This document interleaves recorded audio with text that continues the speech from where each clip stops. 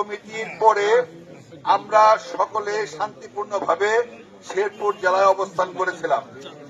আমরা আমাদের প্রিয় নেতা, আমাদের অভিভাবক, বাংলাদেশ জাতীয়তাবাদী দলের ভারপ্রাপ্ত চেয়ারম্যান জনাব তারেক রহমান সাহেব এই কমিটি দিয়েছিলেন বিদায়ী।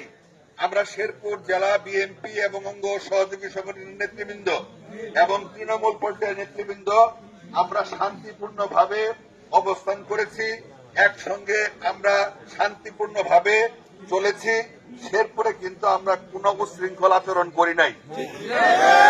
সেই জন্য আমি শেরপুর জেলা বিএনপির সর্বস্তরের বিএনপি সহ অঙ্গ সহযোগী সংগঠনের সমস্ত নেতৃবৃন্দকে তারা যে ধৈর্য ধারণ করেছিলেন, শান্তিপূর্ণভাবে অবস্থান করেছেন, নেতার নির্দেশ পালন করেছেন, কেন্দ্রীয় নেতৃত্ব এবং আমাদের নেতা তারেক রহমানকে মেনে আমরা যে শান্তিপূর্ণ অবস্থান করেছি, সেই জন্য আমার পক্ষ থেকে আমি সকলকে ধন্যবাদ এবং অভিনন্দন জানাই।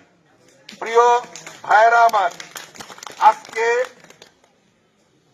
আজকে রাতে 2রা নভেম্বর, আজকে 3 তারিখ হয়েছে, 3 তারিখ ইতিমধ্যে হয়ে গেছে, 2রা জানুয়ারিতে আমরা রাত্রে 11:30টায় প্রেস ব্রিফিং এ 11টার দিকে আমরা দেখলাম যে শেরপুরের যে 3 সদস্যের আংশিক কমিটি, সেই আংশিক কমিটি কেন্দ্রীয় নির্দেশ এবং আমাদের নেতা তারেক রহমান সাহেবের নির্দেশ মোতাবেক সেই আংশিক কমিটি স্থগিত করা হয়েছে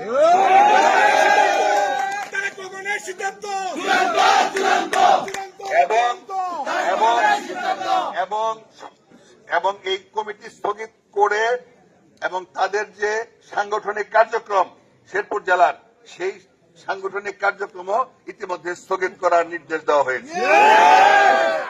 আমি অনুরোধ করতে চাই যে আমরা বিগত 2 মাস যেভাবে শান্তিপূর্ণ ছিলাম, শান্তিপূর্ণভাবে অবস্থান করেছিলাম, দলীয় নির্দেশনা মেনে যেভাবে আমরা এখানে কোনো উচ্ছৃঙ্খল আচরণ শেরপুর জেলার কোন উপজেলা বা পৌরসভায় আমরা ঘটাই নাই।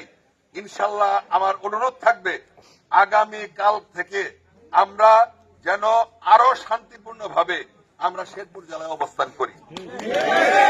যেহেতু সাংগঠনিকভাবে আমাদের নেতা জনাব তারেক রহমান সাহেবের নির্দেশে এই কমিটি স্থগিত হয়েছে, আমি সকলের প্রতি উদাত্ত আহ্বান জানাবো যে দল, আমরা কিন্তু এখনো ক্ষমতায় আসি নাই, আমরা ক্ষমতার দ্বার প্রান্তে, জনগণ আমাদের দিকে তাকিয়ে আছে। এই মুহূর্তে আমরা যেন কোন ধরনের উস্কানিমূলক আচরণ, কোন ধরনের উচ্ছৃঙ্খল আচরণ, কোন ধরনের কাউকে কটূক্তিমূলক কোন কথা আমারই দলের কোন ভাইকে আমরা যেন না বলি, না প্রকাশ করি, আমাদের আচরণের মাধ্যমে যেন প্রকাশ না হয়। প্রিয় ভাইয়েরা আমার, আমরা গত 2 মাস শান্তিপূর্ণ অবস্থান করেছি। আমি ইনশাল্লাহ আশা করব আগামীতেও আমরা কেন্দ্র নির্দেশ এবং আমাদের নেতা জনাব তারেক রহমান সাহেবের নির্দেশের অপেক্ষায় থাকব। উনি যে নির্দেশনা দিবেন, উনার নির্দেশে শেরপুর জেলা যেভাবে পরিচালনা করার নির্দেশ দিবেন, আমরা ঠিক সেইভাবে পরিচালিত হব।